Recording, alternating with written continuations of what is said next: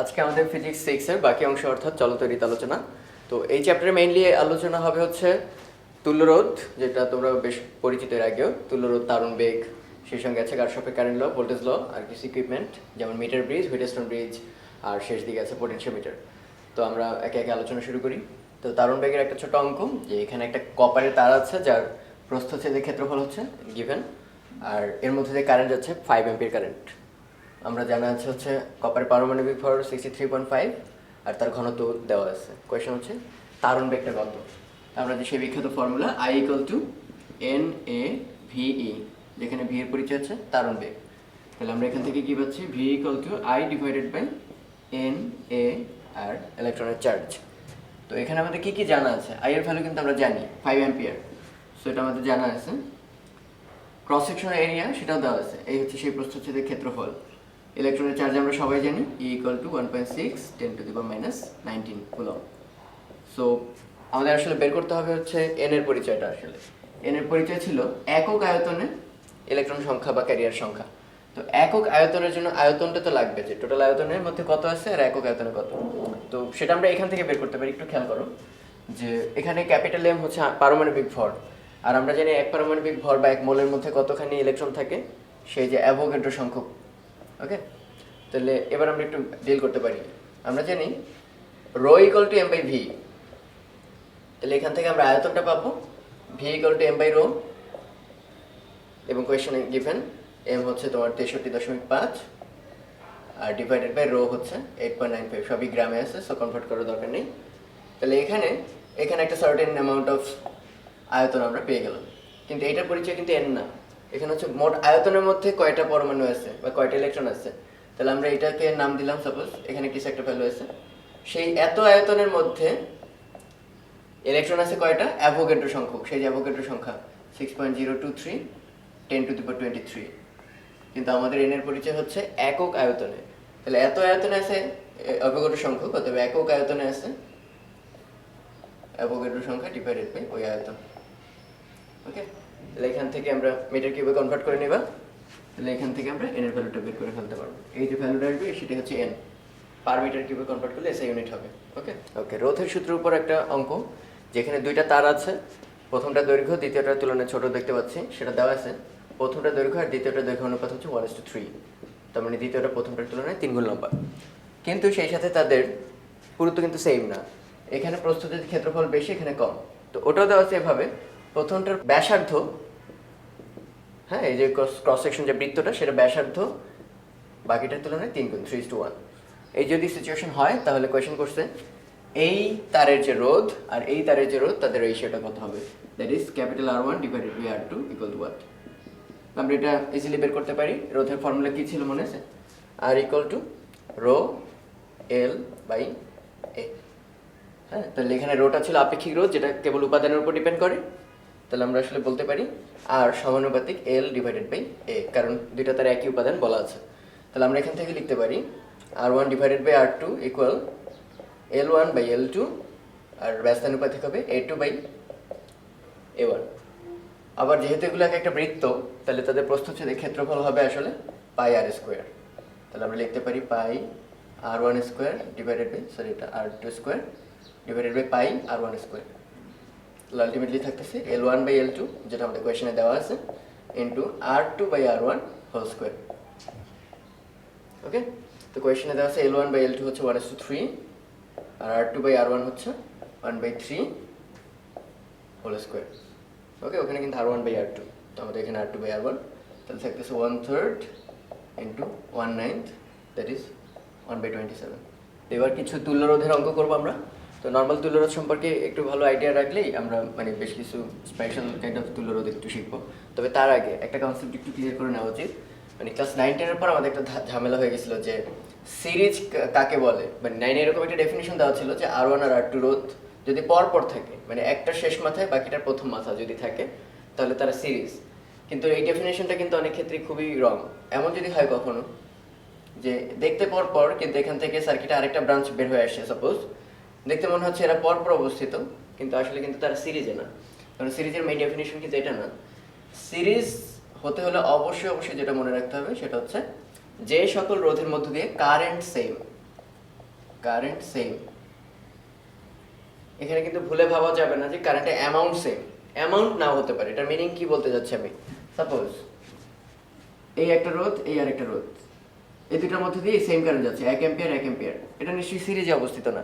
মানে মান সেম হলে সেটা বোঝানো হয়নি, কারেন্ট সেম মানে পানির একটা স্রোত হলে সেই স্রোতটা ভাগ হতে পারবে না, ওই একই স্রোত দুজনের মধ্যে দিয়ে যেতে হবে। তাহলে সেটা কিভাবে পসিবল? সাপোজ এখানে দুইটা রেজিস্ট্যান্স আছে আর এখানে আরো দুইটা বা এরকম 3-4টা যা আছে, তাহলে এখানে একটা কারেন্ট আসতেছে সে আই, ওকে।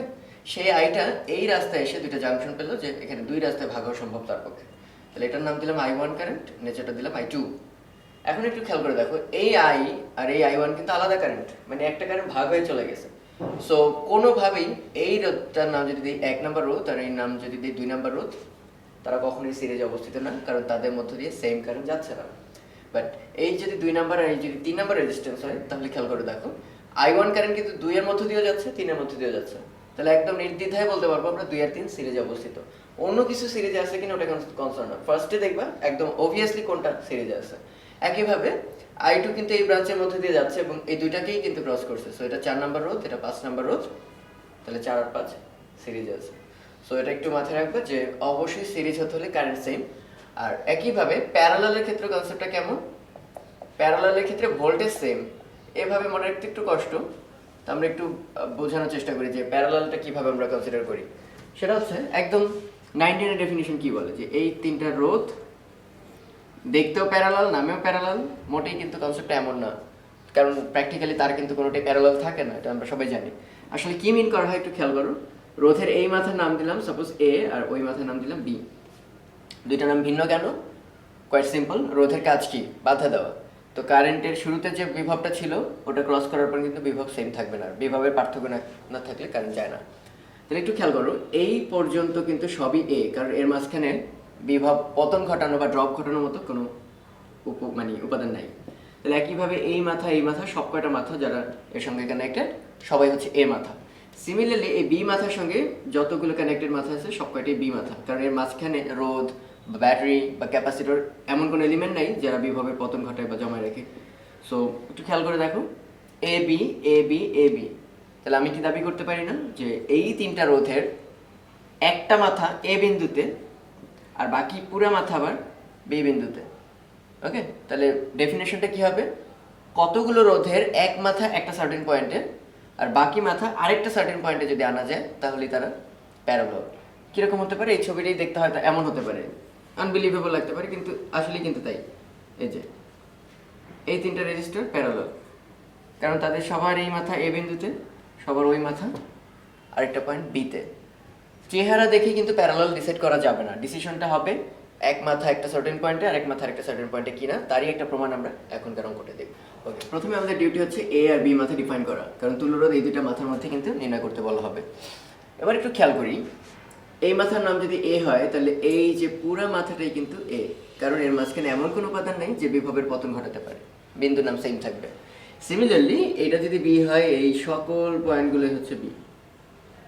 তাহলে দেখো, দেখে মনে হচ্ছিল রোধ তিনটা পর পর, এটার পর এটা, এটার পর এটা, সিরিজের মতো চেঞ্জ থাকতেও পারে, বাট অ্যাকচুয়ালি কি হলো দেখো, প্রথম রোধটা কার কার মধ্যে অবস্থিত, এ আর বি। দ্বিতীয় রোধটা কার মধ্যে অবস্থিত, বি আর এ। থার্ড রোধটাও কার কার মধ্যে অবস্থিত, এ আর বি। সো আসলে এই ছবিটা এভাবে আঁকার কোনো দরকার নেই, সিম্পলি এখানে কয়টা বিন্দু, যতই দূরে দূরে আঁকি না কেন বিন্দু আসলে দুইটা। আর প্রথম রোধটা এর মধ্যে আঁকবো, দ্বিতীয় রোধটাও এর মধ্যে অবস্থিত, তৃতীয় রোধটাও এর মধ্যে অবস্থিত। চেহারাটা আমাদের পরিচিত, তার মানে এই রোধ তিনটা আসে প্যারালালে। তো প্যারালালে কিভাবে, তিনটা সমান মানের রোধ আছে, তাহলে সেই ক্ষেত্রে আমরা যে সেই তুল্য রোধের ডেফিনেশন কিভাবে করছি, 1 তুল্য রোধ 1/Rp ইকুয়াল টু হবে 1/R1 1/R2 1/R3। তাহলে আমাদের ক্ষেত্রে যেহেতু R1 R2 R3 তিনটারই value same, আর তাহলে আমরা লিখতে পারবো 1/R + 1/R + 1/R, that is 3/R। কিন্তু এটা কিন্তু তুল্যরোধ না, অবশ্যই না, ওকে। তাহলে তুল্যরোধটা কি হবে, উল্টাটা, দ্যাট ইজ R/3। তো মজার ব্যাপার হচ্ছে এই ভ্যালুগুলো যদি এরকম সিম্পল থাকে, সিম্পল বলতে তিনটা রেজিস্টারই যদি থাকে সমান মানের এবং প্যারালালি, তাহলে মনে করবা এখানে ব্রাঞ্চ আছে কয়টা, তিনটা ব্রাঞ্চ, তাদের প্রত্যেকের মান কত, আর। তাহলে আমরা লিখবো এরকম, মান ডিভাইডেড বাই ব্রাঞ্চ সংখ্যা, ওকে। এটা শর্টে পারবো আমরা। যেমন আমাদের ওখানে ব্রাঞ্চ আছে 3টা এবং প্রত্যেকটা মান হচ্ছে r, তাহলে সরাসরি অ্যান্সার হচ্ছে r/3। ওকে, আর দুইটা শর্টকাট হচ্ছে এরকম এরকম যদি রোধ থাকে সাপোজ 4 আর 4, এটা তো একটু আগের ফর্মুলা অনুসারেই ব্রাঞ্চ আছে 2টা এবং সমান মানের রোধ যেহেতু r/2, অ্যান্সার হচ্ছে 2 ওহম। যদি ডিফারেন্ট ভ্যালু থাকে সেই ক্ষেত্রে মনে করবো আমরা এভাবে, ওকে, সেই 1/r1 1/r2 না করলেও চলবে। কীরকম দেখো, এটা আছে সাপোজ 6 আর এটা আছে 3, তাহলে আমরা সেই যে 1/6 1/3 এটা করে লসাগু করে তারপর যে উল্টাইলেই আমরা সরাসরি পাবো। সেটা আরেকভাবে করা যায়, খেয়াল করে দেখো, এভাবে ভাববা যে এটাকে যদি একটু লসাগু করি তাহলে নিচে আসবে কি 6 গুণ 3, উপরে আসবে 3 যোগ 6, একে যদি উল্টে দিই তাহলে আসবে 6 গুণ 3 উপরে 6 যোগ 3 নিচে। এটাই বলতে চাচ্ছিলাম। লবে থাকবে হচ্ছে গুণফল আর হরে থাকবে হচ্ছে যোগফল। তাহলে কীরকম হলো দেখো, যখন এরকম দুইটা রেজিস্ট্যান্স আছে প্যারালালি সরাসরি বলবা গুণফল বাই যোগফল। তাহলে গুণফল কত 18, যোগফল কত 6 3 9, তাহলে এটা সরাসরি কত 2। তো এরকম বেশ কিছু কম্বিনেশন আছে, এরকম ভাগ সরাসরি মুখোমুখি করা যায়, গুণফল বাই যোগফল, গুণফল বাই যোগফল। এবং মনে রাখবে এটা কিন্তু খাটবে দুইটার জন্য, দুইটা রেজিস্ট্যান্স হলে। আদারওয়াইজ এখন তো ক্যালকুলেটর সবারই আছে, সো ক্যালকুলেটরে এরকম যদি 3-4টা রোধ থাকে তাদের ভ্যালু ইনভার্স করে অবশ্যই লাস্টে আরেকটা ইনভার্স দিতে কিন্তু ভুলবা না। এটা অনেকেই লাস্টে অ্যান্সারে ভুলে যায় যে 1/r3, এটা চেঞ্জ করে কিন্তু লাস্টে এই আর ইকুইভ্যালেন্ট বানাতে হবে। এটা কিন্তু আমার অ্যান্সার না, আমার অ্যান্সার কিন্তু তার উল্টাটা। সো অবশ্যই ক্যালকুলেটরে এই ফর্মে লিখবো, অলওয়েজ ব্র্যাকেট দিয়ে লাস্টে একটা পাওয়ার ইনভার্স করে নিবে। ওকে, তো ছবিতে দেখতে পাচ্ছ 4টা ডিফারেন্ট সার্কিট এবং প্রত্যেকটার জন্য তুল্যরোধ নির্ণয় করতে বলা হয়েছে। তো যদিও তাদের চেহারা একেবারে ডিফারেন্ট, কিন্তু মজার ব্যাপার হচ্ছে আসলে তারা একই সার্কিট। ওকে, তো এর মাধ্যমে আমরা আসলে জানতে পারবো চেহারা মেইন না, মেইন হচ্ছে তোমার কনফিগারেশনটা আসলে কেমন, বিন্দু দিয়ে আমরা বুঝতে পারবো। সাপোজ এটা হচ্ছে এ বি, এই এ আর বি বিন্দুর মধ্যে তুল্যরোধ কত, মানে পুরো কম্বিনেশনটা বাদ দিয়ে একটা রোধ লাগালে যদি ভোল্টেজ আর কারেন্ট সেম থাকে তাকে তুল্যরোধ বলে। তো এই তুল্যরোধটা আসলে 5 আর 5 সিরিজেও না, এই 5 আর 5 প্যারালালেও না, কারণ পরপর থাকলে সিরিজ হয় না, আমরা জানলাম। এখান থেকে একটা কারেন্ট গেলে সেই কারেন্ট দুই রাস্তায় ভাগ হয়ে যায়, সো কারেন্ট সেম হওয়ার কোনো চান্স নেই। সো এটা সিরিজ না, এটা আমরা বুঝে গেছি। আর দ্বিতীয় শর্ত হচ্ছে এটা প্যারালাল না, কারণ এই মাথা যদিও সেম, এই মাথা কিন্তু আমরা সেম করতে পারবো না, কারণ মাঝে একটা রেজিস্ট্যান্স আছে, দুই মাথা আলাদা। তো বুঝতে পারতেছি এটা আমাদের জন্য ঠিক একটু টাফ হয়ে গেল অঙ্কটা, কিন্তু সহজ এই জন্য যে এখানে ভ্যালু প্রত্যেকটাই সেম, প্রত্যেকটা সেম ভ্যালু থাকার সুবিধা কি, এটার নাম যদি দাও পি, এটার নাম যদি দাও কিউ, এটা যদি দাও আর, এটা যদি দাও এস, এটা সাপোজ সেই যে জি বিখ্যাত, তাহলে এইটা আমাদের সেই বিখ্যাত একটা ফর্ম দাঁড়ায় গেছে। কিন্তু সেই যে তোমরা নাম পড়তা Wheatstone bridge, Wheatstone bridge only theory না, এটা তুল্যরোধ বের করতে অনেক হেল্পফুল। হুইটস্টোন ব্রিজ নীতি কি বলে, যদি পি বাই কিউ এই রোধ দুইটার অনুপাত আর বাই এস এই রোধ দুইটার অনুপাতে সমান হয়, তাহলে বুঝতে হবে মাঝের ব্রাঞ্চ দিয়ে কোনো কারেন্ট যায় না। আর কারেন্ট যায় না মানে খোলা ব্রাঞ্চ, ওপেন ব্রাঞ্চ। তাহলে আমরা বুঝে গেছি এখানে 5/5, পি বাই কিউ হচ্ছে 5/5 1, আর আর বাই এস সেটাও 5/5, সেটাও 1। আলটিমেটলি আমরা বুঝে গেছি এই মাঝের ব্রাঞ্চ দিয়ে আসলে কোনো কারেন্ট যায় না, মানে মাঝের ব্রাঞ্চ আসলে নাই, ওপেন। তাই যদি হয় সিচুয়েশনটা দেখো এবার, এখন তো আমাদের জন্য কোয়াইট ইজি, কারণ এই 5 আর 5 আছে সিরিজে, নিচের 5 আর 5 সিরিজে, তারা আবার পরস্পর প্যারালাল। তো আমরা যদি শর্টে লিখি 5 যোগ 5 সিরিজ বলে, আর ওই নিচে 5 যোগ 5 সিরিজ, এই দুইটা পরস্পর প্যারালাল। তাহলে 10 প্যারালাল 10 বলেছিলাম মনে আছে, দুইটা যদি প্যারালাল সেম মানের থাকে তাহলে মান ডিভাইডেড বাই কয়টা ব্রাঞ্চ, তাহলে 10/2 কত 5, তাহলে এটা তুল্যরোধ হচ্ছে 5। এবার দেখো বাকি সবই আসলে সেম। এই যে এটার নাম যদি এ দাও, এটা যদি আবারও বি দাও, আমাদের আগের সার্কিট অনুসারে এখানে একটা মাঝে ব্রাঞ্চ ছিল, তাহলে এই সেই P Q P R S মাঝে একটা ব্রাঞ্চ, এই সেই পি কিউ আর এস আর মাঝে একটা ব্রাঞ্চ গ্যালভানোমিটারের জন্য। সো এটা আসলে ওই হুইটস্টোন ব্রিজ এবং এর অ্যান্সার হবে 5, আমরা বুঝতে পারছি। এটা একটু খেয়াল করো, এটা দেখে বোঝা যাচ্ছে না, মানে একটু আগে আমরা একটা অঙ্ক করছিলাম মাত্র একটু আগেই, এই দুইটা খালি ছিল না, ফলে তারা তিনটা হয়ে গেছিল প্যারালাল। বাট এবার এই রেজিস্ট্যান্সটা দিয়ে কিন্তু ঝামেলা করে ফেলছে, এবার আর কেউ সিরিজও না, কারণ প্যারালালও না।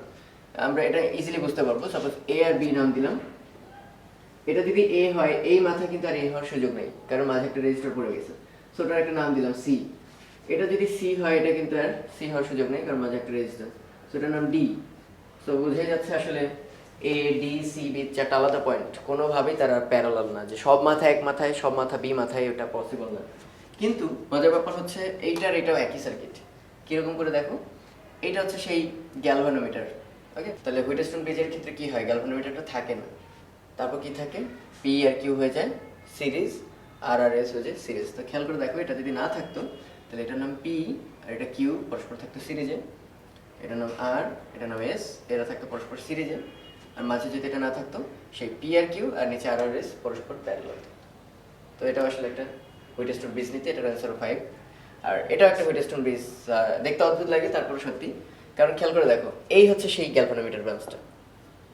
হ্যাঁ, এই যে এই মাথাটা দেখতে পাচ্ছ, এটা ধরে আমি উল্টো ওইখানে রাখবো, তাহলে কি এই যে এরকম একটা খাপের মতো খুলে ওই পাশে চলে যাবে, তো তখন হবে যে এটা দেখতে, এটার চেহারা হবে এরকম, এই যে। ওকে, এই হচ্ছে সেই ওই মাথাটা, এবং এই মাথাটাও ধরে উল্টে রাখবো। এখন তাকে দেখো, এই সাপোজ পি, এটা কিউ, এটা হচ্ছে যেটা ছিল গ্যালভানোমিটার, এটা আর, এটা এস। একদম প্রথম ছবির মতো, গ্যালভানোমিটার যদি না থাকে, পি কিউ সিরিজ আর আর এস সিরিজ, তার পরস্পর প্যারালাল। ওকে, এই হচ্ছে হুইটস্টোন ব্রিজের মানে মোটামুটি কয়টা কম্বিনেশন পসিবল। সবকটা চেহারা দেখা মাত্রই তোমরা বুঝে যাবে এটা হুইটস্টোন নীতিতে P by Q R by S হলে গ্যালভানোমিটার ব্রাঞ্চটা বাতিল। ওকে, তো সার্কিটের যদি কখন দেখো সিরিজ প্যারালাল নাই, মোস্ট প্রবাবলি হুইটস্টোনে আছে, কারণ তোমাদের ওয়াই ডেল্টা বাই টাইপের টাফ কম্বিনেশনগুলো দেয় না। সো এই শব্দটা মাথায় রাখবা, কোনো কঠিন কম্বিনেশন পাইলে হুইটস্টোন আমরা একটু খুঁজে দেখবো। আচ্ছা, সাপোজ এ আর বি বিন্দুর মধ্যে তুল্যরোধ নির্ণয় করতে বলা হয়েছে, তো দেখেই বোঝা যাবে এই দুই দুই কিংবা এগুলো সিরিজও না, প্যারালাল না। তো কিন্তু হুইটস্টোন ব্রিজের একটু আগে যে ইকুইভ্যালেন্ট সার্কিটগুলো আমরা দেখাইছি, সেটা যদি একটু খেয়াল রাখো তাহলে দেখতে পাবো এটি সেই গ্যালভানোমিটার ব্রাঞ্চটা। এটা যদি গ্যালভানোমিটার হয়, এটি সেই পি, এটা সেই কিউ আর এস। তাহলে গ্যালভানোমিটার ব্রাঞ্চটা কিন্তু থাকে না, তাহলে পরে থাকে কি, এই দুই দুই সিরিজ কত হবে সেটা 4, আর এই দুই আর দুই সিরিজ সেটা হবে 4, তারা আবার পরস্পর কি প্যারালাল। তাহলে 4 আর 4 প্যারালাল মিলে হবে 2। সো আমি যদি এই পি কিউ আর আর এস এগুলো ইকুইভ্যালেন্ট সার্কিট বের করে ফেলি, তাহলে দেখতে পেলাম সেটা হচ্ছে 2। তাহলে এটার বদলে আমরা তুল্যরোধ হিসেবে বসাতে পারবো 2। ওকে, এই 2 আর 2 কীভাবে আছে, প্যারালাল। সো লাস্ট পর্যন্ত আলটিমেটলি আসবে 2 তার অর্ধেক 1। তো এটা খুব একটা চমৎকার নেটওয়ার্ক, সেটা হচ্ছে এরকম দেখো, আর আর আর এই যে সার্কিটটা, এটাই কিন্তু বারবার রিপিট করতেছে, repeat repeat repeat up to infinity. So একটা অসীম নেটওয়ার্কের তুল্যরোধ কত হবে আমাদের সেটা নির্ণয় করতে হবে। অসীম বলে আমাদের নির্ণয় করাটা এত ইজি। কীরকম, আমরা এই পরিমাণ যদি ভাবি সার্কিটটুকুকে, হ্যাঁ, তাহলে তাতে কি আর আসলে প্রথমটার সাথে কোনো পার্থক্য আছে? এখানেও আর আর আর থেকে শুরু, এখানেও আর আর আর থেকে শুরু, এবং অসীম যেহেতু সংখ্যার কোনো লিমিট নেই। তো আসলে বোঝা যাচ্ছে আমরা এই পুরো অংশের যদি তুল্যরোধ বের করতে পারি, ওটাই আমাদের অ্যান্সার। যে এই এতটুকু বাদ দিয়ে যেটুকু, ওটাও কিন্তু নেটওয়ার্ক সেমই, মানে অসীম থেকে 1 বিয়োগ গেলে অসীমই থাকবে। তাই আমরা আসলে নির্ণয় করতে যাচ্ছি এইটার তুল্যরোধ এক্স। তাহলে আমরা এই পুরো সার্কিট এলিমিনেট করে ওই জায়গায় তার তুল্যরোধ এক্সটাকে বসাই দিই। প্রথম অংশটুকু বাতিল রাখছি এই, তাহলে কি থাকলো এখানে, আর আর আর আর ওই পুরা লম্বা লাল নেটওয়ার্কটুকুর বদলে আমরা বলছি তার তুল্যরোধ হচ্ছে এক্স। তো যাই যা হোক না কেন, আমরা বলছি এটারও যা তুল্যরোধ, আর একটা নেটওয়ার্ক অ্যাড করলো তাই তুল্যরোধ। সো এই পুরো সার্কিটের তুল্যরোধ আবারও কত হবে, এক্সই থাকবে। ওকে, তাহলে সেটা আমরা কিভাবে বের করতে পারি, সেই তুল্যরোধ এক্স হবে, এটার তুল্যরোধ তো আমরা ইজিলি বের করতে পারি। কীরকম, আর আর এক্স কীভাবে আছে, প্যারালাল, তাহলে আর প্যারালাল এক্স, সেই সঙ্গে এই দুটা আর আছে সিরিজে, তো আর প্লাস আর। তো সেটা কীভাবে একটু ক্যালকুলেট করি আমরা, এক্স ইকুয়াল টু, মনে আছে দুইটা রোধ যদি থাকে প্যারালাল, গুণফল বাই যোগফল, তাহলে r x divided by r plus x plus 2r। তাহলে আমরা যদি একটু লসাগু করি, তাহলে এখানে আসবে r x plus x square equal to r x plus 2r square plus 2rx। Okay, গুণ করে দিলাম আমরা, এই আর প্লাস এক্স বামে ডানে গুণ করে দিলাম। তাহলে আর এক্স এখানে কাটা যাবে, তাহলে পরে থাকবে হচ্ছে x square minus 2rx minus R square 2r square equal to 0। তাহলে এখান থেকে সলভ করে দেখতে পাবো এটা একটা দ্বিঘাত সমীকরণ। তাহলে দ্বিঘাত সমীকরণ সলভ করলে আসবে এক্স ইকুয়াল টু সেই যে minus B plus minus root over B square plus 4ac সেই জিনিস। তাহলে এখানে মাইনাস বি এর ভ্যালুটা আসবে plus 2r plus minus root over সেই 4r square B square. Okay, minus 4 into AC, A হচ্ছে এখানে 1 আর সি হচ্ছে মাইনাস 2r স্কোয়ার, তাহলে মাইনাস মাইনাসে plus 4 into 2 R square divided by 2 into 1 2a। তাহলে পরে থাকলো এই 2 দিয়ে ভাগ করলে আর প্লাস মাইনাস রুট ওভার এখানে 4 এখানে 4 2 8 12 ডিভাইডেড বাই 2 রুটের বাইরে, তাহলে রুটের ভেতরে কত ডিভাইডেড বাই 4, তার মানে 12 বাই 4 আর স্কোয়ার। তাহলে পরে থাকলো আর প্লাস মাইনাস রুট 3r বা 1 প্লাস মাইনাস রুট 3 টাইমস আর। তাহলে এখানে এই মাইনাসটা গ্র্যান্টেড হবে না, কারণ সেক্ষেত্রে রোধ আসবে নেগেটিভ, 1 থেকে 1 এর চেয়ে বড় কিছু বিয়োগ আছে। সো আলটিমেটলি অ্যান্সারটা হবে 1 প্লাস রুট 3 টাইমস আর। এই হচ্ছে এই পুরা নেটওয়ার্কের তুল্যরোধ। তো আরেকটা তুল্যরোধ নেটওয়ার্কটা দেখে মনে হয় অনেকটা হোয়াইটস্টোন ব্রিজ, কিন্তু আসলে কিন্তু না। খেয়াল করে দেখো, হোয়াইটস্টোন যদি হতে হতো এখানে পি এটা কিউ এটা আর এটা এস সব ঠিক আছে, মাঝে গ্যালভানোমিটার তাও ঠিক আছে, বাট ঝামেলা কোথায়? এবার কিন্তু এই দুইটা বাহুতেও দুইটা রোধ আছে। সো এটা আসলে হোয়াইটস্টোন ব্রিজ নীতি মানে না। তো মেথড কীভাবে করতে হয় সেটাও ইজি, আমরা এখন ওই মেথডে একটু ক্যালকুলেশন করে দেখব। এই জাতীয় ঝামেলার ক্ষেত্রে বা প্রবলেমের ক্ষেত্রে আমরা বাইরে আরবিট্রারিলি একটা ব্যাটারি ধরে নেব। সাপোজ এই হচ্ছে আমি একটা বাইরে ব্যাটারি ধরে নিলাম, ওকে। ব্যাটারির ইএমএফকে ধরলাম ই। এখন এই ব্যাটারি থেকে নিশ্চয়ই একটা কারেন্ট বের হবে, সেটার নাম দিলাম আই। তাহলে এই কারেন্টটা এই টোটাল নেটওয়ার্কে যে বাধা ফিল করবে সেটার নামই তুল্যরোধ। তাহলে আমরা সরাসরি লিখতে পারি ই ইকুয়াল টু আই, আর যে রোধটা ফিল করবে সেটার নামই হচ্ছে তুল্যরোধ। তার মানে আমাদের এটা বের করতে হবে এখন। তাহলে এটা আমরা একটু এভাবে ভাবি, এই আই এখানে অনেক প্যাচ খেয়ে তারপর আবার আই আকারেই ফিরবে, এটা নিয়ে কারো কোনো সন্দেহ নেই। তাহলে দেখো এবার এই আইটা যখন এই পয়েন্টে আসবে নিশ্চয়ই দুই রাস্তায় ভাগ হয়ে যাবে। এই রাস্তায় ধরলাম আমরা, ভাগ হয়ে গেছে I1। তাহলে বাকি পড়ে থাকবে কত? এসছিল হচ্ছে আই, চলে গেল I1, তাহলে এই রাস্তায় যাবে I মাইনাস I1। সেই I মাইনাস I1 তো অবশ্যই এখানে তার কোনো পাথ নেই, একটাই রাস্তা, তো এখান থেকে যেতে বাধ্য I মাইনাস I1। আর এবার এই I1 যখন যাবে যাবে যাবে এই পয়েন্টে আসার পর আবার দুইটা রাস্তায় ভাগ হবে। সাপোজ এই রাস্তায় ভাগ হলো I2, তাহলে এই রাস্তায় অবশ্যই কত যাবে? আসছিল I1, ভাগ হয়ে গেছে I2, অর্থাৎ I1 মাইনাস I2 যাবে এই রাস্তা দিয়ে, ওকে। এখন খেয়াল করো I1 মাইনাস I2 এই রাস্তা দিয়ে আসতেছে, আর এখানে I মাইনাস I1 আসতেছে।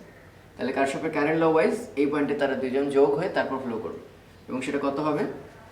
I1 মাইনাস I2 এখান থেকে আসছে, আর এখান থেকে আসছে I মাইনাস I1, তো plus I minus I1, that is I1 বাদ থাকবে I মাইনাস I2। এই কারেন্টটা ফ্লো করবে হচ্ছে এখান থেকে I মাইনাস I2, আর এখানে তো দেখতেই পাচ্ছি এই I2 এদিকে যেতে বাধ্য, ওকে। তারপরে এই যে দেখো I2 plus I minus I2 যোগ করার পর আবার এই পয়েন্টে কত আসবে?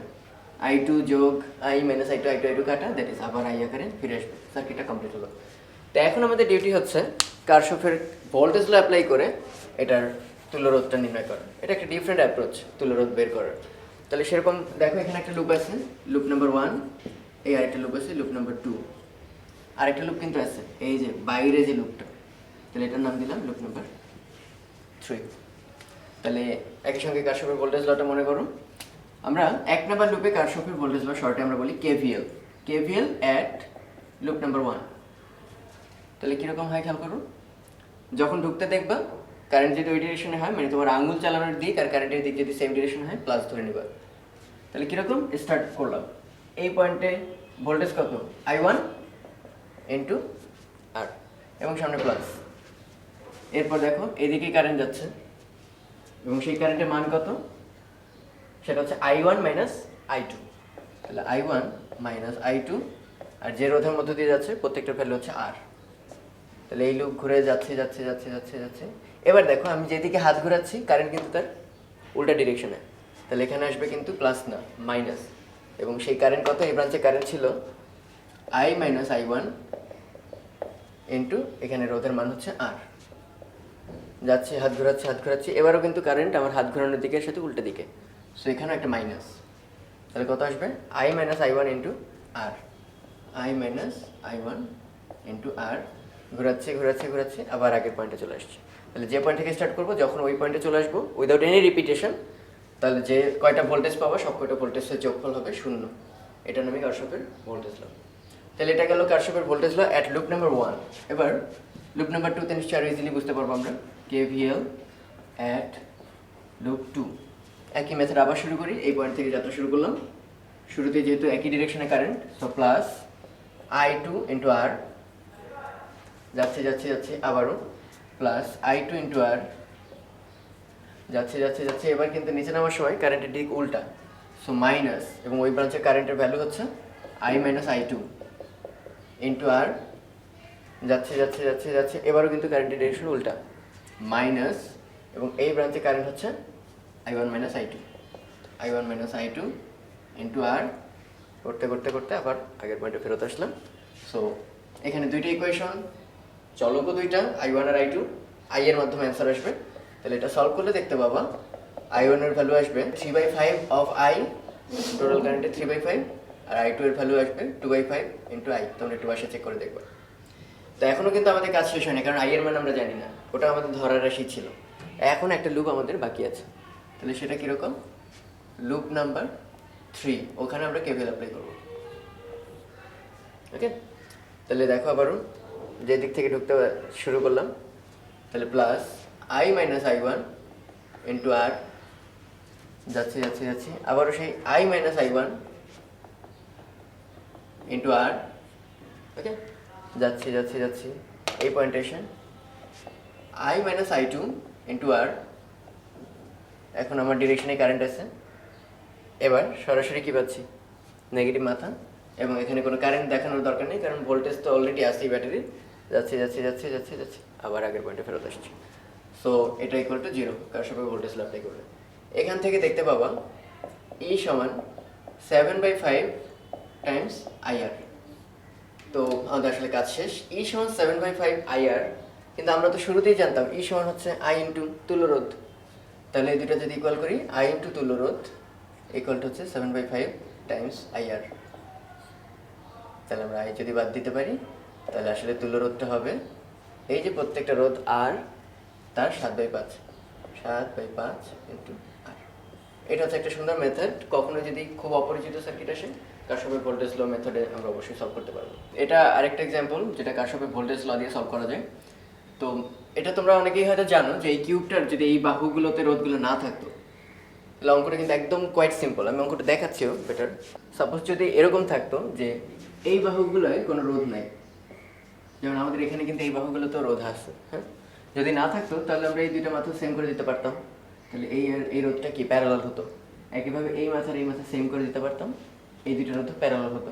ফলে এই দুইটা রোধের বদলে আমরা লিখতে পারতাম এখানে একটা রোধ, এই দুইটার বদলে আমরা লিখতে পারতাম আরেকটা তুল্য রোধ, এই দুইটার বদলে আমরা একটা লিখতে পারতাম, আর এই নিচের এই দুটোকেও এক করে আমরা প্যারালাল করে তুল্য রোধ বানাতে পারতাম। তারপরে এই মাথা ওপেন করতাম, এই মাথা ওপেন করতাম, এই দুটো মাথায় তো তুল্য রোধ বের করতে হবে। তাহলে প্রত্যেকটাই তো R/2 হতো, R/2 R/2 R/2, যেহেতু প্যারালাল আর আর আর।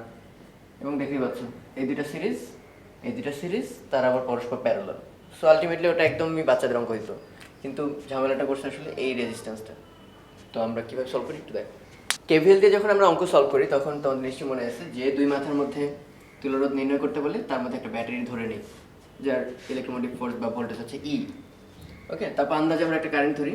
তো যেহেতু এটা খুবই সিমেট্রিক একটা অবজেক্ট, কিউব মানে সবচেয়ে বেশি সিমেট্রিক একটা জিনিস, তাহলে আমরা ইচ্ছা করি এটাকে 12I ধরছি, I না ধরে আমাদের নিজেদের সুবিধা হবে। কেন দেখো, এই 12I কারেন্ট যখন এই মাথায় যাবে অনেক টুকরা ভাগ হবে, লাস্টে আবার 12I-তে ফিরবে, আমরা এগুলো জানি। কিন্তু মিনহোয়াইল এই পয়েন্টে আসার পর কি তিনটা রাস্তা পেয়েছে এবং তিনটা রোধই সমান দেওয়া আছে, সবকটা রোধের মান আর। তাহলে 12কে আমরা 3 টুকরা করলে কি 3 4 12, তাহলে এটা 4I, এটাও 4I, এটাও 4I। ওকে, 3 টুকরা হলো। এবার একটু খেয়াল করো, এই 4I-টা যখন এই মাথায় আসছে তখন কিন্তু রাস্তা দুইটা, একটা ডানে যাওয়ার আর একটা নিচে যাওয়ার। তাহলে এখানে 2I, ডানেও 2I। একই কথা সব ক্ষেত্রে প্রযোজ্য। এই 4I যখন এখানে আসবে 2I 2I। ওকে, এই 4I যখন এখানে আসবে এই মাথা দুইটাতেই 2I। এতক্ষণ টুকরা করলাম আমরা। এবার একটু খেয়াল করো, এই মাথায় কি হচ্ছে, এইখান থেকে 2I, উপর থেকে 2I, সো এখান থেকে বের হবে 4I। ওকে, এইখানে কি হচ্ছে, এই 2I নিচ থেকে নামতেছে 2I, তাহলে এই মাথায় যাবে 4I। এখানে কি হচ্ছে, এই 2I এই 2I মিলে নামবে কত, 4I। এবার এই মাথায় কি হবে, 4I নামতেছে, এই 4I আসতেছে, এই 4I আসতেছে, 3টা 4 মিলে কত বের হয়ে যাবে, 3 4 12I। সো আমরা কারেন্ট ভাগ করা এবং স্প্লিট করে আবার জোড়া লাগানোর ব্যাপারটা বুঝতে পারছি। এবার আমাদের কারশফের ভোল্টেজ ল অ্যাপ্লাই করতে হবে। তো রুলটা কি ছিল একটু মনে করে দেখো। এই যে একটা লুপ দেখতে পাচ্ছ, এই লুপে যদি ভোল্টেজ ল অ্যাপ্লাই করি, কারশফের ভোল্টেজ ল, কেভিএল এট লুপ, তাহলে কি হবে? স্টার্টিং এ সাপোজ এই পয়েন্ট থেকে যাত্রা শুরু করলাম, শুরুতে একটা মাইনাস পাইছি, সো মাইনাস ই, ওকে। তারপর যাচ্ছি যাচ্ছি যাচ্ছি যাচ্ছি, এই যখন নামতে যাব আমার হাতের দিক আর কারেন্টের দিক same, so plus 4i into r, যাচ্ছি যাচ্ছি যাচ্ছি যাচ্ছি যাচ্ছি, এই প্লাস 2i ইন্টু আর, এই গেলাম গেলাম গেলাম 4i ইন্টু আর, এই আগের পয়েন্টে ফেরত আসছি। সো এখান থেকে একটু সলভ করে আমরা দেখতে পাবো ডান পাশে ই নিয়ে যাই, এই দুইটা সব করে যোগফল হবে 0, কারশফের ভোল্টেজ ল। তাহলে ই ইকুয়াল টু আসতেছে 4 আর 2 6 আর 4 10, 10i আর, ওকে, বা 10r ইন্টু আই। বাট আমরা কি জানি? আমরা জানি এখানে যা থাকুক, যত জঘন্য জিনিসপাতি থাকুক না কেন, ভোল্টেজ হচ্ছে ই, কারেন্ট হচ্ছে 12, ফলে যে রোধটা সে ফেস করবে পুরো জিনিসটা মিলে তারই নাম তুল্য রোধ। তাহলে আমরা এখানে লিখতে পারি ভি ইকুয়াল টু আই এর ফর্মুলা অনুসারে ই, এটাই হচ্ছে আমাদের ভোল্টেজ, কারেন্ট কত বের হয়েছিল আমরা গেস করে নিচ্ছি হচ্ছে 12i, তাহলে 12i, আর যে রোধ এই পুরো জায়গাটা ফেস করবে তারই নাম হচ্ছে তুল্য রোধ, যেটা আমরা নির্ণয় করতে চাই। তাহলে এটার নাম দিলাম তুল্য রোধ আর ইকুইভ্যালেন্ট। তাহলে আমরা লিখতে পারি 12 আর ইকুইভ্যালেন্ট ইন্টু আই। এখানে পাচ্ছি E equal to 10r into I, এখানে পাচ্ছি E equal to 12 R equivalent into I. তাহলে আমরা লিখতে পারি এই দুটো সমান, ইকুয়াল টু, ইজিলি লেখা যায় আই এই কাটা, তাহলে তুল্য রোধ দাঁড়াবে 10r ডিভাইডেড বাই 12 বা 5/6 ইন্টু আর, এটা হচ্ছে অ্যান্সার। তো আমরা এখন দেখবো এটা আরও কত সহজে সলভ করা যায়, আরেকটা সুন্দর মেথড আছে। তো এই জাতীয় সিমেট্রিক সার্কিট, মানে সব দিকে একই রকম সার্কিটগুলোর ক্ষেত্রে সিমেট্রির একটা স্পেশাল রুল ইউজ করা যায়। সেটা এরকম, এই দুই মাথায় যেহেতু আমরা বের করব তুল্য রোধ, তো এটার সঙ্গে এখান থেকে তো 3 ব্রাঞ্চে কারেন্ট ভাগ হবে, ওই 3টা ব্রাঞ্চে কারেন্ট অনেক ডিভাইডেড হয়ে আবার এখান থেকে ওই একই রকম কারেন্ট বের হয়ে একসঙ্গে আবার কমপ্লিট করবে। মানে প্রথমে ছিল আই, অনেক টুকরা টাকরা হলো, তারপরে আবার সেই আই জয়েন হয়ে সার্কিট কমপ্লিট করবে। তো এই এ মাথার সঙ্গে যে 3টা নোড যুক্ত, এই 3টা আসলে সিমিলার, কারণ সব কয়টা ব্রাঞ্চে একই রকম কারেন্ট যাবে, বাধা যেহেতু সব জায়গায় সেম। তাহলে আমি এটার নাম দিলাম সি, এটাও সি, এটা হবে সি। একইভাবে এই বি এর সাথে যুক্ত যেটা, সাপোজ এটা ডি হলে এটার সাথে যুক্ত হবে এই ডি, এই মাথায় ডি, মানে ডিফারেন্ট কোনো ভোল্টেজ হওয়ার সুযোগ নেই সিমেট্রির কারণে। তাহলে আমাদের এখানে টোটাল নোড সংখ্যা হচ্ছে 2 মাথা হচ্ছে এ আর বি, আর মাঝে আরও 2টা পয়েন্ট আছে সি আর ডি। এখন আমাদের চেক করতে হবে কোন নোডের মধ্যে কি কি রোধ আছে। সাপোজ এ আর সি এর মধ্যে কি কি আছে খেয়াল করো, A C A C A C, মোট 3টা রোধ, সবার মান হচ্ছে আর করে। তাহলে এই এই এই সহজে আঁকলাম। আবার বি আর ডি এর মধ্যে আমরা দেখলাম বিডি বিডি বিডি, আবারও 3টা রেজিস্ট্যান্স বিডি বিডি বিডি। এবার আমরা দেখবো সি আর ডি এর মধ্যে কয়টা আছে। এই যে দেখো সিডি সিডি 2টা, সিডি সিডি 2টা, সিডি সিডি 2টা, তার মানে 3 দুগুণে মোট 6টা, 1 2 3 4 5 6। তাহলে দেখাই যাচ্ছে প্যারালাল প্যারালাল প্যারালাল, এই 3টা প্যারালাল আবার সিরিজে আছে। তাহলে এখানে 3টা রোধ প্যারালাল আর মানের, তাহলে এটার ভ্যালু হবে r/3। এখানে 6টা রোধ প্যারালাল r/6, এখানে 3টা রোধ প্যারালাল r/3, তারা আবার পরস্পর সিরিজে। সো টোটাল তুল্য রোধটা হবে r/3 plus r/6 plus r/3। যদি লসাগু করি তাহলে আসবে 2r plus r plus 2r, that is 2 4 আর 5, 5/6 ইন্টু আর। আগের অঙ্কই অনেক সহজে। এই যে রেজিস্ট্যান্সগুলো দেখানো দেখতে অনেকটা হুইটস্টোন ব্রিজের মতো, প্রায় পুরোটাই হয়ে গেছিলো। r/2r হচ্ছে হাফ, বা 2r/r কিন্তু হাফ না, 2। সো p/q আর r/s এর রেশিওটা সমান না, ফলে আমরা এই ব্রাঞ্চটাকে যে ডিলিট করে দিতাম সেটা এবার আর সম্ভব না। তো বুঝতে পারতেছে এবার ওই কারশফের ভোল্টেজ ল, ওইরকম একটা অ্যানালাইসিস দিয়ে এটা করা সম্ভব। আমরা এখানে একটা ব্যাটারি ধরে নেব যার মান হচ্ছে সাপোজ ই, ওকে। তো আমরা ধরে নিচ্ছি এখান থেকে কারেন্ট বের হয়েছে x প্লাস ওয়াই, ইচ্ছা করেই ধরা যাতে আমাদের ভাগ করতে সুবিধা হয়। আর পুরো সার্কিটটা সিমেট্রিক, এখানে আর এখানে আর, এখানে 2r এখানে 2r, ওকে। আর মাঝের ব্রাঞ্চটা দুইজনের জন্য কমন। তাহলে এই x আর y আমরা মনে করি এই ব্রাঞ্চে x চলে গেছে, এই ব্রাঞ্চে y চলে গেছে। তাহলে এইটা যেহেতু r এবং আবার যদি x প্লাস ওয়াই আকারে ফিরতে হবে, তাহলে এখানে যদি x হয় তাহলে এখানে হবে এক্স। এখানে যেহেতু ওয়াই, তাহলে এই ব্রাঞ্চে হবে ওয়াই, সো দ্যাট এই এক্স আর ওয়াই মিলে আবার এক্স প্লাস ওয়াই আকারে নামতে পারে।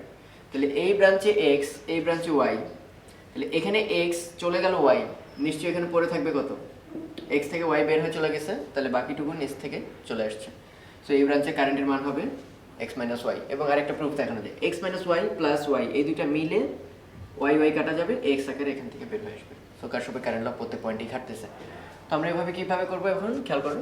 প্রথম লুপের জন্য, এই লুপের জন্য আমি যদি কেভিএল খাটাই, কেভিএল লুপ 1 দিলাম নাম, কেভিএল অ্যাট লুপ 1, তাহলে কীভাবে করা যায়, এই যে কারেন্ট আর আমার আঙুলের দিক যদি সেম থাকে পজিটিভ, তাহলে আর ইন্টু এক্স, তারপর আর ইন্টু এক্স মাইনাস ওয়াই, তারপর উল্টা দিকে ওয়াই কারেন্ট যাচ্ছে, সো এবার আর প্লাস হবে না, মাইনাস আর 2r ইন্টু ওয়াই, এই সব কটা ভোল্টেজের সামেশন হবে 0, এটি কারশফের ভোল্টেজ ল। তাহলে এখানে আমরা একটু সাজিয়ে লিখতে পারি, আর এক্স দুইবার আসবে, so 2rx minus R Y that is minus 3ry equal to 0, that is X equal to আমরা পাচ্ছি আর কাটা 3y ডিভাইডেড বাই 2, এটা আমরা নির্ণয় করে রাখলাম। এবার খেয়াল করো, বাইরে একটা বিশাল লুপ আছে, এই লুপটার নাম দিলাম L2, এই যে এখান থেকে শুরু করে এই এই এই এই, ওকে। তাহলে আমরা আবার কারশফের ভোল্টেজ ল ইউজ করব, কেভিএল অ্যাট লুপ 2, এবং সেটা কীভাবে পসিবল, এই পয়েন্ট থেকে যাত্রা শুরু করলাম। তো শুরুতে আমরা মাইনাস পেলাম, মাইনাস ই, ওকে, মাইনাস ই কারেন্টের দিকে এইদিকে, সো ওই ব্রাঞ্চে কারেন্ট হচ্ছে ওয়াই ইন্টু 2r, এই যে দেখতে পাচ্ছি আমরা ওয়াই ইন্টু 2r, তারপর আর ইন্টু এক্স, এখন একই দিকে, সো প্লাস যাচ্ছে যাচ্ছে যাচ্ছে আগের পার্টে ফেরত আসছে, সো এই তিনটা সমষ্টি হবে 0। তাহলে এখান থেকে পাচ্ছি E equal to 2ry plus r into x, okay. আবার ই সমান কি লেখা যায় একটু খেয়াল করে দেখো, এই পুরা যে সার্কিটটা, এই পুরো সার্কিটটার এই পুরো অংশটাই হচ্ছে তুল্যরোধ, যেটা আমরা নির্ণয় করতে যাচ্ছি। ভোল্টেজ হচ্ছে ই আর কারেন্ট বের হয়েছে কিন্তু এক্স প্লাস ওয়াই, তাহলে আমরা ওহমের সূত্র থেকে লিখতে পারি V equal to IR, V হচ্ছে এখানে ই ব্যাটারির পোটেনশিয়াল, কারেন্টের মান হচ্ছে এক্স প্লাস ওয়াই, আর রেজিস্ট্যান্স যেটা নির্ণয় করবো এটি হচ্ছে তুল্যরোধ আর ইকুইভ্যালেন্ট। তাহলে ই এর জায়গায় আমরা ওটা বসাই দিই, X plus Y into R equivalent equal to 2r Y, Y এর জায়গায় আমরা এটা বসাতে পারি এখন, এই যে এক্স এর জায়গায়, তাহলে 2ry plus r into x এর জায়গায় লিখে দেবো 3y ডিভাইডেড বাই 2, এখানে আমরা এক্স এর জায়গায় তাই লিখে দেবো 3y divided by 2 plus Y, সব কিছু ওয়াইতে নিয়ে আসবো, তারপর সলভ করলে দেখবো হয়ে যাচ্ছে 2ry প্লাস 3/2ry, ওকে। এটা একটু ক্যালকুলেট করলে দেখতে পাবা আর এর মান আসবে 7/5 ইন্টু আর। সিমেট্রির আরেকটা সুন্দর এক্সাম্পল, এই সার্কিটটা দেখেই বোঝা যাচ্ছে এর বাম আর ডান একটা রিফ্লেক্টার্স যদি তৈরি করি আয়নার মতো করে, তাহলে এটা সুন্দর মতো একটা সিমেট্রিক সার্কিট, দ্যাট ইজ বামেও যা ডানেও অবিকল তাই। তো এইসব ক্ষেত্রে সুবিধাটা হচ্ছে আমাদের এই যে এই সিমেট্রি লাইনের উপর যতগুলো পয়েন্ট তাদের পোটেনশিয়াল সেম থাকতে হবে, যেহেতু তাদের আবার একই জায়গায় অ্যালাইন করলে একই বিন্দুতে বিন্দু মিলে যেতে হবে, তাই এই বিন্দু আসলে সেম বিন্দু। তাহলে আসলে আমরা কীভাবে মানে এই জিনিসটাকে আরেকটু মডিফাই করবো খেয়াল করে দেখো, যে আমরা এই পয়েন্ট আর এই পয়েন্ট যখন সেম হয়ে যাবে তখন নিশ্চয়ই এই এটাকে জোড়া খুলে আমরা ওই পয়েন্টে অ্যালাইন করে দেবো, এই যে এরকম করে, কারণ ওই পয়েন্ট আর এই পয়েন্ট তখন সেম বিন্দু, ওই জায়গায় তাকে থাকতে হবে এই, ওকে। তাহলে সিচুয়েশনটা দেখো, আমরা যে কোনো এক পাশ নিয়ে আলোচনা করলেই বাকি পাশ হয়ে যাবে। এই পাশটুকু খেয়াল করে দেখি, এই আর আর আর এই আর সবই দেখো প্যারালালি, খেয়াল করে দেখছো, এই মাথা সবারই সেম, এই মাথা এই মাথা এই মাথা সবার সেম, আর ওই মাথা তো এইখানেই যুক্ত আছে, সো বোঝা যাচ্ছে ওই মাথাও সেম। তাহলে তিনটা রোধ যদি প্যারালাল থাকে সেম মানের, তাহলে তাদের তুল্যরোধ হবে r/3, উইদাউট এনি ডাউট বোঝাই যাচ্ছে ডান পাশেও কত হবে r/3। তাহলে এই পার্ট এবং এই পার্ট যেহেতু এরকম জোড়া লেগে আছে, সো এই দুটো আসলে সিরিজে আছে, r/3 প্লাস r/3, ওকে। আর এইখানে সেই ব্যাটারিটা, সো তুল্যরোধটা আমরা পেয়ে গেলাম, তুল্যরোধ হচ্ছে আসলে 2r/3, এই হচ্ছে তুল্যরোধ 2r/3। আর দেওয়া আছে কোয়েশনে যে ইলেকট্রোমোটিভ ফোর্স কত ব্যাটারির, অভ্যন্তরীণ রোধ কত, আর ক্যাপিটাল আর এর মান দেওয়া আছে 2 ওহম। কোয়েশ্চেন করছে এই ব্রাঞ্চে তাহলে কারেন্ট যাবে কত, মানে টোটাল কারেন্টটা কত হবে। যেহেতু আমরা তুল্য রোধ বের করে ফেলছি, টোটাল কারেন্ট এখন quite easy, EMF divided by তুল্য রোধ, সেটা হচ্ছে 2R/3 প্লাস অভ্যন্তরীণ রোধ। ওকে, এই মানগুলো বসালেই কারেন্টটা বের করে ফেলতে পারবো।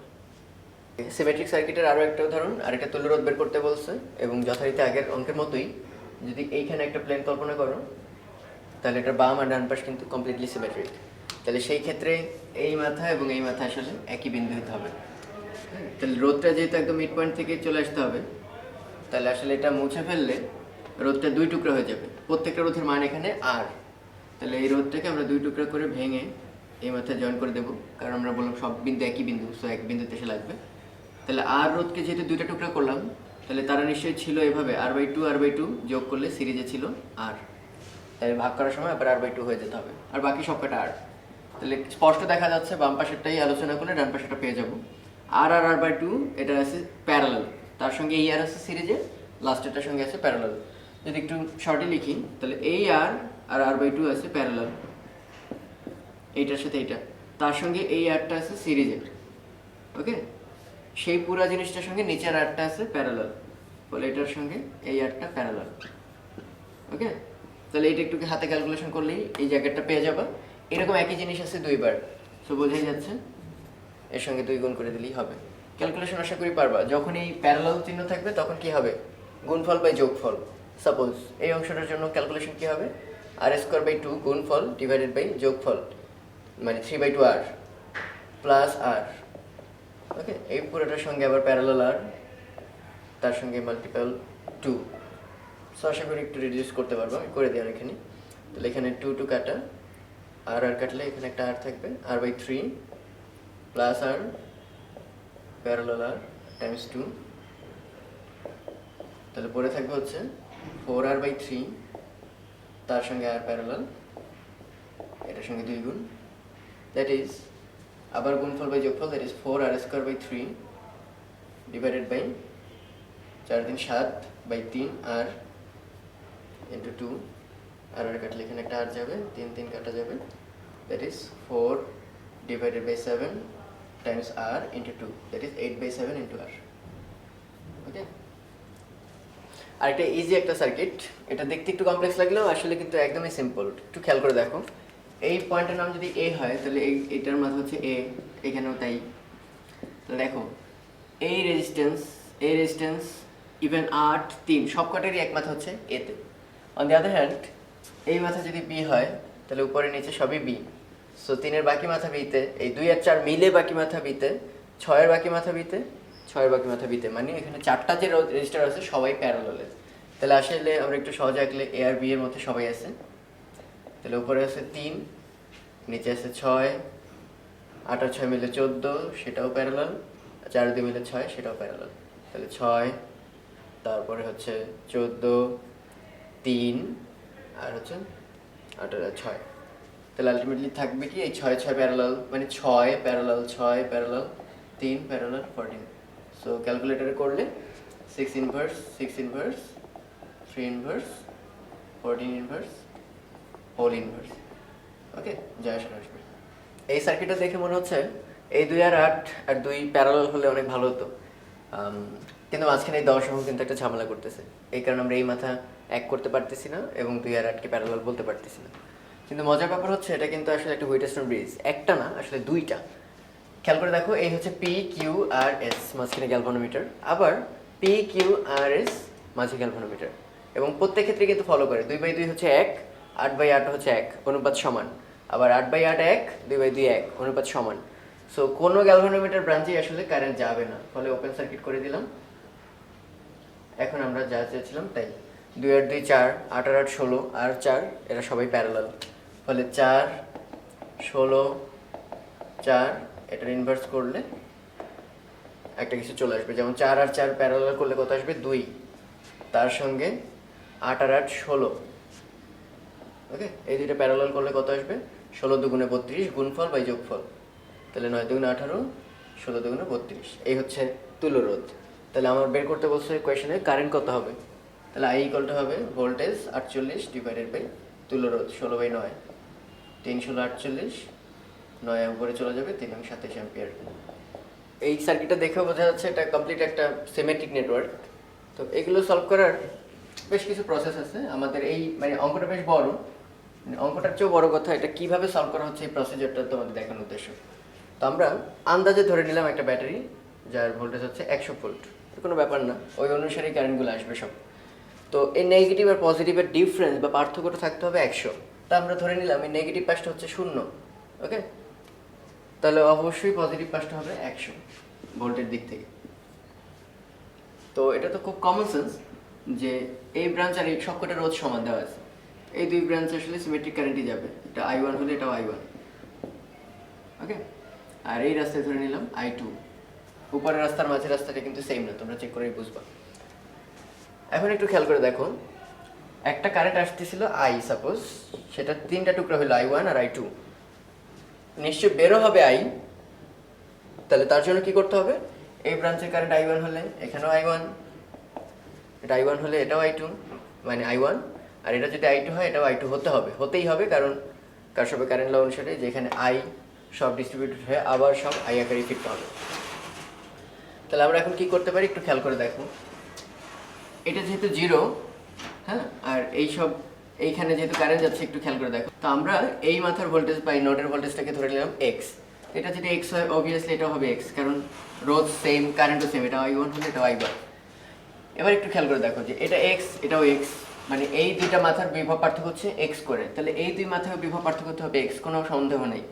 এটা 0 ছিল, তার চেয়ে x বেশি অবশ্যই, তাহলে অলরেডি পার্থক্য x, কিন্তু এখানে অলরেডি আছে হচ্ছে 100, তাহলে এই পয়েন্টটা হতে হবে অবশ্যই 100 - x, ওকে? তাহলে একই কারণে নিচেটা হবে 100 - x। আমরা বুঝে গেলাম এই নোডের ভোল্টেজগুলো কত। তো এবার একটু খেয়াল করে দেখি যে সেটা হচ্ছে এখানে I2 কারেন্ট যাচ্ছে, এই ব্রাঞ্চেও I2 কারেন্ট যাচ্ছে, তো এখানে টোটাল ভোল্টেজের ডিফারেন্সটা হচ্ছে এখানে দেখো 0, এখানে হচ্ছে 100, তার মানে 100 বিয়োগ 0 হচ্ছে 100। তাহলে এইখানের এই দুই ব্রাঞ্চের মানে এই ব্রাঞ্চে যে বিভবের পার্থক্য থাকবে এইখানেও কিন্তু বিভবের পার্থক্য সেম থাকতে হবে, কারণ রোধ সেম, কারেন্ট সেম, তাহলে বিভবও সেম হতে হবে। খেয়াল করে দেখো V = IR, আরও সেম, আইও সেম, তাহলে অবশ্যই বিভবের পার্থক্যটাও সেম হতে হবে। তাহলে সেটা কিভাবে সম্ভব, 100 এর দুই টুকরা করে ভেঙে দিলেই হলো, তার মানে এই পয়েন্টের বিভব হচ্ছে 50 ভোল্ট, তাহলে এখানে 100 বিয়োগ 50 50, আবার 50 বিয়োগ 0 হচ্ছে 50। সো আমরা যা এক্সপেক্ট করছিলাম তাই হয়েছে। তাহলে এবার আমরা যে কোনো একটা নোড নিই, এই বিন্দুতে সাপোজ কারশফের কারেন্ট ল খাটাবো, এই একটা বিন্দু নামও দিয়ে দিই, এটা হচ্ছে P বিন্দু। তাহলে KCL বা কারশফের কারেন্ট ল অ্যাপ্লাই করবো অ্যাট P পয়েন্ট, ওকে? কারশফের কারেন্ট ল কি বলে, এখানে আগত কারেন্ট সমান হবে এইখান থেকে নির্গত কারেন্ট এর সমষ্টি। তাহলে আগত কারেন্টের ভ্যালু কত হবে দেখো, এই মাথার ভোল্টেজ হচ্ছে 100 আর রোধ হচ্ছে R, আর এই মাথার ভোল্টেজ হচ্ছে 100 - x। তাহলে দেখো এর মধ্যে দিয়ে কারেন্ট যাবে V1 - V2 divided by R। তাহলে V1 হচ্ছে 100 মাইনাস V2 হচ্ছে 100 - x ডিভাইডেড বাই R, ওকে? এটা হচ্ছে ঢুকলো যে কারেন্ট, এবং বের হওয়া কারেন্ট সমান কি হবে খেয়াল করে দেখো, ঢোকা কারেন্ট সমান বের হওয়া কারেন্ট। বের হবে কি দেখো, এই মাথায় V1 আর এটা হচ্ছে V2, তাহলে 100 - x V1 - V2 divided by রোধ আগের মতো R, প্লাস এই মাথায় কারেন্ট কত যাচ্ছে দেখো, এই মাথায় ভোল্টেজ হচ্ছে 100 - x আর এটা হচ্ছে 50, তাহলে V1 হচ্ছে 100 - x আর ওই মাথা হচ্ছে 50 V2 ডিভাইডেড বাই R।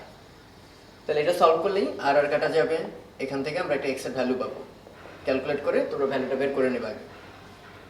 এবার খেয়াল করে দেখো, আমাদের টার্গেট হচ্ছে তুল্য রোধ বের করা। তাহলে এখানে বিভব জানি, কারেন্ট জানি, তাহলে এখানে টোটাল রোধটাই হবে তুল্য রোধ। তাহলে আমি লিখতে পারি V হচ্ছে আমাদের 100 ভোল্ট সমান I, কারেন্ট হচ্ছে আমাদের I, আর টোটাল রোধ যেটা এটাই আমাদের নির্ণয় করতে হবে, আর ইকুইভ্যালেন্ট বা তুল্য রোধ। তাহলে 100 তো আমরা জানলামই, এবার I সমান কি একটু খেয়াল করে দেখি, আবারও কার সাথে কারেন্ট নাম, এই I সমান আমরা বলতে পারি না I1 + I1 + I2, কারণ এই I কারেন্টেই তিনটে টুকরো হয়েছে কার সাথে কারেন্ট ল অনুসারে। তাহলে আমরা লিখতে পারি I1 + I1 মাঝে হচ্ছে I2, that is 2I1 + I2 into তুল্য রোধ, যেটা আমাদের নির্ণয় করতে হবে।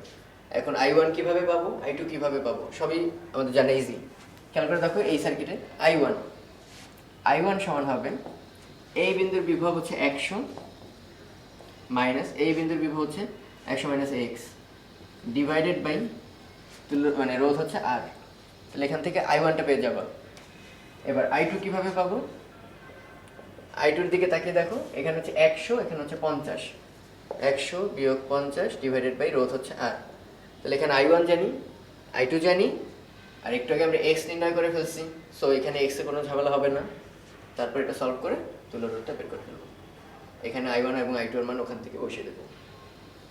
ওকে, ক্যালকুলেশন মেজর না, মেজর হচ্ছে ওই কনসেপ্টটা, যে একটা কারেন্ট এসে উপরে নিচে সিমেট্রিক ব্রাঞ্চ পেয়ে একইভাবে ভাগ হবে, একইভাবে যুক্ত হবে, তারপর কারশফের ভোল্টেজ ল কারেন্ট অ্যাপ্লাই করে আমরা তুল্য রোধ বের করতে পারি। এটা একটা অ্যানাদার সিস্টেম আর কি। এটা হচ্ছে সেই যে ব্যাটারির মিশ্র সমাবেশ, যেটা তোমরা নাম শুনছো, যে ব্যাটারিকে আমরা সিরিজে লাগাতে পারি, প্যারালাল লাগাতে পারি। ওকে, আর এটা হচ্ছে কম্বিনেশন, এখানে এইগুলো সিরিজে, তারা আবার পরস্পর প্যারালালে ব্যাটারির ক্ষেত্রে। তো সেই ক্ষেত্রে আমাদের রুল ছিল, মনে করে দেখো এখানে টোটাল ব্রাঞ্চ কয়টা, 3টা, ওইটাকে আমরা এম নামে ডাকি।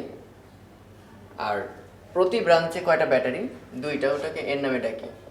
ওকে, তাহলে দেখো এরা যেহেতু একই পোলারিটি বলতে প্লাস মাইনাস এই সিরিয়ালে যদি থাকে, তাহলে এক একটার ব্যাটারি ভোল্টেজ হচ্ছে তোমার, আমরা তুল্য ব্যাটারি বললাম কারণ চেঞ্জ হলে দেখবো 3 আর 3 মিলে 6 ভোল্ট। এই 6 ভোল্ট যত কোটি বারই প্যারালাল থাকুক না কেন, কোনো সমস্যা নেই। এটা যদি 10 ভোল্টের একটা ব্যাটারি হয় এবং তার সঙ্গে যদি অনেকগুলো 10 ভোল্ট প্যারালাল থাকে, আইডিয়াল ব্যাটারির ক্ষেত্রে বলতেছি, তাহলে এই দুই মাথায় অলওয়েজ 10 ভোল্টই পাবা। 10 আর 10 20 হয়ে যাবে না। সিরিজে থাকলে যোগ বা বিয়োগ হবে, কিন্তু প্যারালাল থাকলে সেম। ওকে, তাহলে আমাদের তুল্য ব্যাটারিটা হচ্ছে 6 ভোল্টের একটা ব্যাটারি, যদিও সংখ্যায় মনে হচ্ছে অনেক। এবার এইগুলো হচ্ছে সেইগুলোর অভ্যন্তরীণ রোধ ব্যাটারি, সেটাই আমরা মডেলিং করে দেখাইছি। তাহলে এরকম অভ্যন্তরীণ রোধের পরিমাণ কি হবে তুল্য, প্রতি ব্রাঞ্চে আছে 2টা করে, এরকম ব্রাঞ্চ আছে 3বার করে, তাহলে প্রতি ব্রাঞ্চে যেহেতু 2বার, তাহলে এক একটার ভ্যালু হচ্ছে 4 করে। তো 4 × n divided by m। Divide করলাম কেন, কারণ এই 4 আর 4 মানে হচ্ছে 4 × m, এরকম যত সংখ্যক থাকবে সিরিজে, এই জিনিসটা n বার আছে প্যারালালি। তাহলে আমি বলছিলাম না, একই মানের যদি অনেকগুলো প্যারালাল থাকে, তাহলে তুল্য রোধ হবে হচ্ছে ব্রাঞ্চের সংখ্যা দিয়ে ভাগ করে দিতে হবে মানটাকে। তাহলে এই হচ্ছে এক একটা ব্রাঞ্চের সংখ্যা বা মানটা, তাকে ব্রাঞ্চের সংখ্যা হচ্ছে কয়টা ছিল আমাদের, 1 2 3, মানে আমাদের এখানে m। ওকে, উপরেরটা হবে n, 4n divided by m। এই হচ্ছে তুল্য রোধ। আমরা তাই করছি এখানেও, তাহলে ইজিলি বের করে ফেলতে পারি 4 × 2 ডিভাইডেড বাই 3। তাহলে আমরা ভোল্টেজও জানলাম, আমরা তুল্য রোধও জানলাম। তো কোয়েশ্চেন করছে, বাইরে সাপোজ 6 ওহমের একটা রোধ আছে, এই রোধের মধ্যে দিয়ে কারেন্ট কত। তাহলে কারেন্টের ডেফিনেশন এই যে সেই 9 থেকে আমরা শিখছি, ই ডিভাইডেড বাই তুল্য রোধ প্লাস অভ্যন্তরীণ রোধ। সেই অভ্যন্তরীণ রোধ আজকের একটা না, সেই অভ্যন্তরীণ রোধগুলোরও তুল্য রোধ। সো আমরা বুঝে গেছি ই হচ্ছে এই যে ইকুইভ্যালেন্ট 6 ভোল্ট। ওকে, তুল্য অভ্যন্তরীণ রোধ হচ্ছে সেই 8/3 প্লাস কোন রোধের মধ্য দিয়ে বের করতে বলছি কারেন্টটা, 6। ওকে, এটা তুলনা লিখে আর লিখে শুরু, এই হচ্ছে তোমার কারেন্টের মান বের করে ফেলতে পারবে। আগের অঙ্কটারই একটা ইজি ভার্সন এখানে দেখতে পাচ্ছ, যে এখানে ব্যাটারি মাত্র 2টা, তাদের কোনো সিরিজ নেই, শুধু প্যারালাল কম্বিনেশন, তাদের ভ্যালু ডিফারেন্ট। আগেটার মতো এত ইজি না। 2টা অভ্যন্তরীণ রোধ আছে আর বাইরে একটা রোধ আছে 4 ওহম। তো কোয়েশ্চেন করছে এই 4 ওহমের মধ্যে দিয়ে কত কারেন্ট যাবে। তো এই অঙ্কটা কারশফের ভোল্টেজ লতে ইজিলি সলভ করা যায়। এইখানে একটা লুপ আছে, এখানে একটা লুপ আছে, 2টা লুপ সলভ করতে হবে। তো আরেকটা মজার থিওরি আছে, সেই থিওরিটা হচ্ছে এরকম, যদি এরকম সিচুয়েশন দেখো, একটা রোধ, একটা ব্যাটারি, একটা রোধ, এখানে কোনো ব্যাটারি নাই আর একটা রোধ আছে, কিন্তু আমরা তো মনে মনে ভাবতে পারি এখানেও একটা ব্যাটারি আছে, মানে তাহলে সবকটাই এমন না, ব্যাটারি রোধ ব্যাটারি রোধ ব্যাটারি রোধ। কিন্তু যেহেতু এখানে কোনো ব্যাটারি নাই, তাহলে এখানে লিখে রাখতে হবে 0 ভোল্ট, যেহেতু তার শর্ট করা মানে হচ্ছে দুই প্রান্তে কোনো বিভবের পার্থক্য নাই। এইরকম যখন তুমি সাজাতে পারবা, তখন একটা থিওরির সাহায্যে ইজিলি এই দুই মাথার বিভব পার্থক্য বের করে ফেলতে পারবা। সেটা কি, মিলারের থিওরেম বলা হয় ওটাকে। সেই তুল্য মানে তুল্য বিভব পার্থক্য বা তুল্য ইএমএফ হবে কিভাবে লিখবো দেখো, প্রত্যেকটা ব্যাটারি আর তার রোধ দিয়ে ভাগ করবো, কিরকম, 12/3 যোগ 18/6 যোগ 0/4 E/R1 E/R2 E/R3 divided by 1/R1 1/R2 1/R3। এটা সলভ করলে একটা তুল্য ইয়ে পাবা, ব্যাটারি বা তুল্য ইএমএফ পাওয়া যাবে। সেটা কত, 3 4 12 3 6 18 যোগ 0 ডিভাইডেড বাই 1/3 1/6 1/4। একটু ক্যালকুলেশন করে দেখবা, মেবি এটা 2 ভোল্ট আসবে। ওকে, যা আসার আসবে। এখন কোয়েশ্চেন হচ্ছে এখানে কারেন্ট কত। এখন দুই মাথার বিভব পার্থক্য তুমি জানো, সেই বিভব পার্থক্য মাত্রই দেখলে 2 ভোল্ট। এখন তুমি ভুলে হয়তো লিখে দিবা I সমান V হচ্ছে 2 ভোল্ট ডিভাইডেড বাই রোধ হচ্ছে 4 ওহম। হবে না, কারণ বেসিক ল ছিল কিন্তু ই আই ইকুয়াল হবে E divided by capital R plus small r, মানে অভ্যন্তরীণ রোধ কিন্তু কনসিডার করতে হবে। তাহলে আমাদের এখানে সেই দুইটা দেখতে পাচ্ছি একটু আগে যেমন শিখছিলাম আমরা, 3 আর 6 প্যারালাল। ওকে, 3 আর 6 প্যারালাল রোধ আছে, তাহলে এখানে অভ্যন্তরীণ রোধটা কত হবে? 3 আর 6 প্যারালাল, 3 6 18 গুণফল বাই যোগফল, দ্যাট ইজ 2। সো আলটিমেটলি 4 আর যোগ 2 এর উপরে আসবে 2, that is 2/6, that is 1/3 ampere. Okay, তাহলে এই ফর্মুলাটা মনে রাখবা। অবশ্যই অবশ্যই ব্যাটারি সিরিজে রোধ, ব্যাটারি সিরিজে রোধ, ব্যাটারি সিরিজে রোধ। আরও একটা জিনিস মনে রাখবা, এখানে সব কিন্তু plus minus plus minus plus minus ফর্মে ছিল, কোনো পোলারিটি কিন্তু চেঞ্জ ছিল না। কখনো যদি দেখো সাপোজ এইটা এরকম উল্টা লাগানো আছে, তখন কিন্তু এই দুইটা প্লাস দিলেও এটার জন্য আবার মাইনাস দিতে হবে, ওটা অবশ্যই মনে থাকবে তোমাদের। এটা একটা মিটার ব্রিজের অঙ্ক, খুব সিম্পল, যে সবসময় অঙ্কগুলো এমন থাকে, একটা রোধের মান থাকে অজানা আর একটা থেকে জানা, নিষ্পন্দ বিন্দুর দূরত্ব দেওয়া থাকে, কোয়েশ্চেন করে অজানা রোধের মান কত। তো এই অঙ্কটা ইচ্ছা করেই দেওয়া যাতে করে তোমাদের বেশ কিছু জায়গায় সতর্ক থাকতে হয়। এখানে বাম এবং ডান ফাঁকা উভয় রোধই অজানা, এবং নিষ্পন্দ বিন্দুটার ভ্যালু দেওয়া আছে ডান প্রান্ত থেকে। ইচ্ছা করি কথাটা বললাম এই জন্য যে ম্যাক্সিমাম বইই থাকে হচ্ছে বাম প্রান্ত থেকে, তাই সবাই ভাবে মানে দেওয়া থাকলে এই মাথার দূরত্ব মেপে নেয়। তো অবশ্যই কোয়েশ্চেনটা পড়ে দেখবা যে দূরত্বটা কি ডান মাথা থেকে দেওয়া না বাম মাথা থেকে দেওয়া। ওকে, কোয়েশ্চেনটা হচ্ছে দুইটা ফাঁকের রোধ অজানা, নিষ্পন্দ বিন্দু ডান প্রান্ত থেকে 30 সেন্টিমিটার বামে পাওয়া গেছে। এরপর করলাম কি, এই যে ডান ফাঁকার রোধ যেটা আছে, এরপর করা হলো কি বাম ফাঁকের যে রোধটা ছিল যেটা অজানা ছিল এখনো জানি না, সেটার মান আমি 10 ওহম বাড়াই দিলাম। ফলাফল কি হলো, একটু আগে তো দেখছিলাম আমরা নিষ্পন্দ বিন্দু এই পয়েন্টে ছিল 30 সেন্টিমিটার ডান পাশ থেকে, বাট সেটা স্টিল 5 সেন্টিমিটার ডানে সরে গেছে আরো। তাহলে আমরা বুঝতে পারতেছি এই মাথা থেকে এখন হচ্ছে 25 সেন্টিমিটার। ওকে, আর আমরা তো জানি মিটার ব্রিজ নামটাই আসছে হচ্ছে 1 মিটার থেকে, মানে 100 সেন্টিমিটার। তাহলে এই মাথা 30 হলে আমরা সব কিছু ক্যালকুলেশন করি বাম প্রান্ত থেকে, তাহলে 100 বিয়োগ 30 কত আসবে? 70 সেন্টিমিটার এই পাশটা। ওকে, আমাদের এই তথ্যটা দরকার। সিমিলারলি এটা যদি 25 হয়, এখানে 70 এর বদলে 75 হয়ে যাবে, 75 সেন্টিমিটার বাম মাথা থেকে। তারপর ফর্মুলা কোয়াইট ইজি, তোমরা এভাবে মনে রাখতে যাবে না, P/Q = R/S, এভাবে মনে রাখার দরকার নেই। যেটা যার নিচে ওইটাই সূত্রের মধ্যে ওটা নিচেই থাকবে। কিরকম? P বাই এই দৈর্ঘ্যটা, Q বাই এই দৈর্ঘ্যটা, তাহলে কত আসবে? P/70 সমান Q/30। এই একটা সমীকরণ পাচ্ছি আমরা, P/Q = 7/3। ওকে, আর এখানে আমরা কি পাচ্ছি একটু খেয়াল করো, আবার উপরে নিচে মানে P + 10 divided by 75 equal to হবে Q ডিভাইডেড বাই 25। ঠিক আছে, তাহলে এখান থেকে আমরা আরেকটা সমীকরণ পাবো। এই দুটো সমীকরণ সলভ করলেই আমরা P আর Q এর ভ্যালুটা পেয়ে যাবো।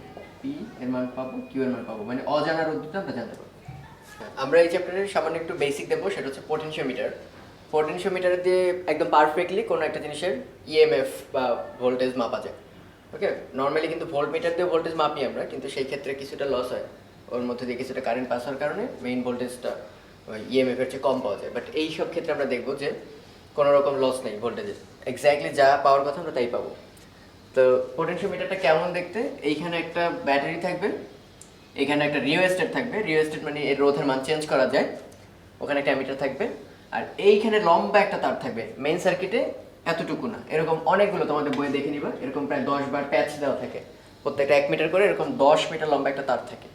ওকে, এই সার্কিটটাকে বলা হয় প্রাইমারি সার্কিট বা মেইন সার্কিট।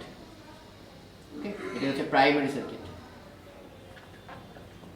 আর নিচেরটা হচ্ছে সেকেন্ডারি সার্কিট। কারণ কি, এই ব্যাটারির ভোল্টেজ আমরা জানি আগে থেকে, সাপোজ 1.5 ভোল্টের ব্যাটারি, 5 ভোল্টের ব্যাটারি, বাট নিচেরটা হচ্ছে ইএমএফটা আননোন, মানে আমি একটা ব্যাটারি এটা চেক করতে চাই আমার ব্যাটারিটার ইএমএফ কত। ওকে, এইখানে দেবো আমরা সেই ব্যাটারির দুই মাথা।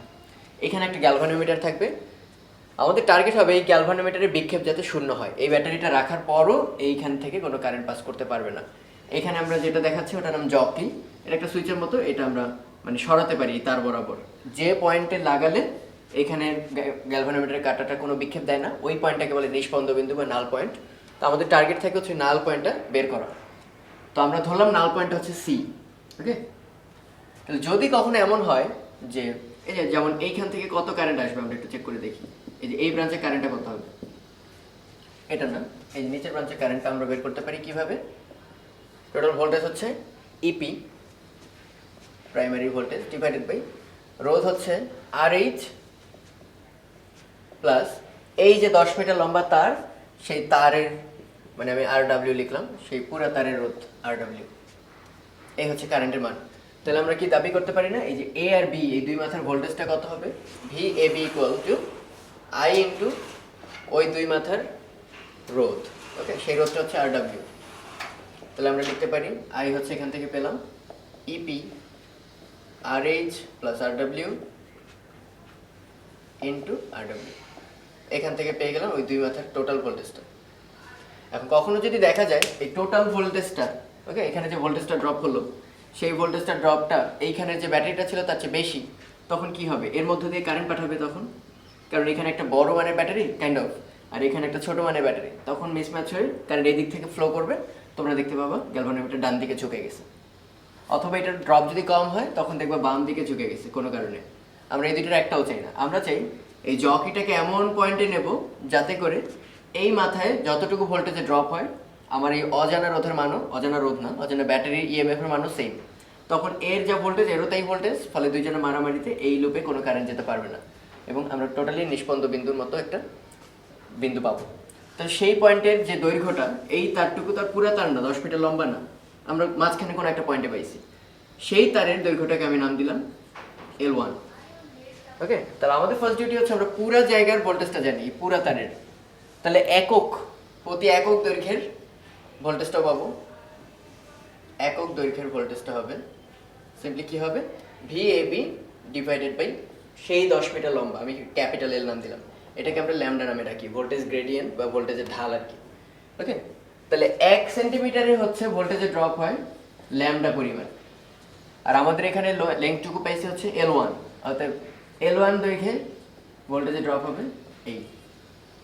তাহলে এইখানে যে ড্রপটা আর আমার আননোন যে ইএমএফটা, এই দুটো সমান বলেই এখানে কোনো কারেন্ট যাচ্ছে না।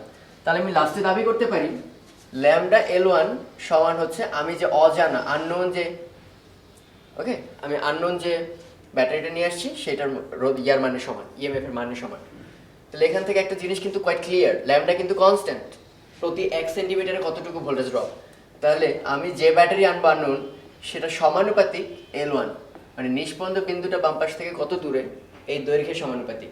ওকে, দৈর্ঘ্য যত বেশি ভোল্টেজ ড্রপ তত বেশি, মানে এখানে যত ব্যাটারি বড় লাগাবো লেংথ তত বড় হবে, তত বড় লেংথ জুড়ে যে ভোল্টেজ ড্রপ হবে ওইটা সমান হতে হবে তখন। তাহলে এটি হচ্ছে পোটেনশিওমিটার মেইন কনসার্ন, যে দৈর্ঘ্যের সমানুপাতিক হচ্ছে পোটেনশিয়াল ড্রপ। তো এখান থেকে আমরা বের করতে পারলাম কি, আমরা একটা আননোন ব্যাটারির ভোল্টেজ বের করতে পারবো, এবং সুবিধাটা কোথায়, গ্যালভানোমিটারে আদৌ কোনো কারেন্ট যাচ্ছে না, তার মানে এই ভোল্টেজ বের করার সময় কোনো রকম কারেন্ট তাকে ড্র করতে হয় না। ফলাফল, কোনো একটা ব্যাটারি যদি 1.5 ভোল্টের ব্যাটারি হয় ও কখনোই 1.49 বা 4.5 এগুলো দেখাবে না, কারণ কোনো কারেন্টই তাকে ড্র করতে হয়নি, গ্যালভানোমিটার কারেন্টটা শূন্য, এই জন্য এটা একটা পারফেক্ট ভোল্টমিটার। তো আমরা এখন দেখবো পোটেনশিওমিটার দিয়ে আসলে কি করা যায়। এবার আমরা দেখবো হচ্ছে পোটেনশিওমিটারের সাহায্যে কিভাবে অভ্যন্তরীণ রোধ নির্ণয় করা যায় একটা ব্যাটারি। একটু আগে আমরা দেখছি একটা ব্যাটারির ইএমএফ কেমনে নির্ণয় করা যায়, এবার অভ্যন্তরীণ রোধ। তো একটু আগে ফর্মুলা অনুসারে এইটা ছিল আমাদের সেই আননোন ইএমএফ, নাম দিলাম সাপোজ ইয়ান, এটা আমরা নির্ণয় করে ফেলছি আগের ফর্মুলা দিয়ে, E unknown equal to lambda times L1। L1 কি ছিল, নিউট্রাল পয়েন্ট বা নিষ্পন্দ বিন্দু খুঁজে বের করার যে দৈর্ঘ্যটা। ওকে, এই সেই L1। এবার একটু খেয়াল করে দেখো, আমরা করবো কি, এই ব্যাটারির সঙ্গে প্যারালালে একটা রোধ যুক্ত করব, আমাদের জানা মানের একটা রোধ, নাম দিলাম ক্যাপিটাল আর।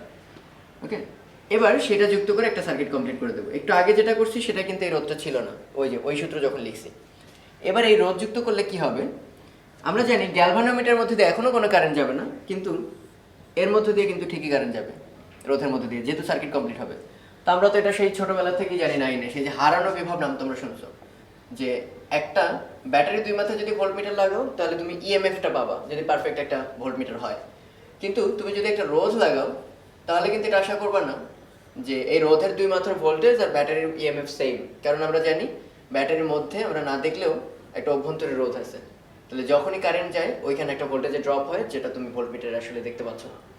তা আসলে এই ঘটনাটাই ঘটবে, যখনই এর মধ্যে দিয়ে কারেন্ট যাবে তখন কিন্তু আর পোটেনশিয়াল ই আননোনের সমান নাই, একটু আগে যতটা বেশি ছিল, ফলে দেখবা এবার কিন্তু গ্যালভানোমিটার ঝুঁকে গেছে।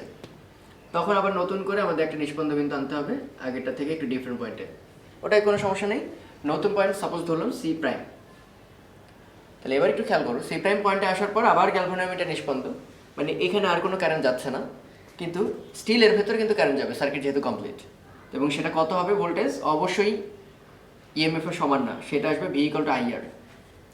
এই সার্কিটে যত কারেন্ট যাচ্ছে আই, আর এর যে রোধের মানটা আমরা জানি সেটা ভি ইকুয়াল টু আইআর।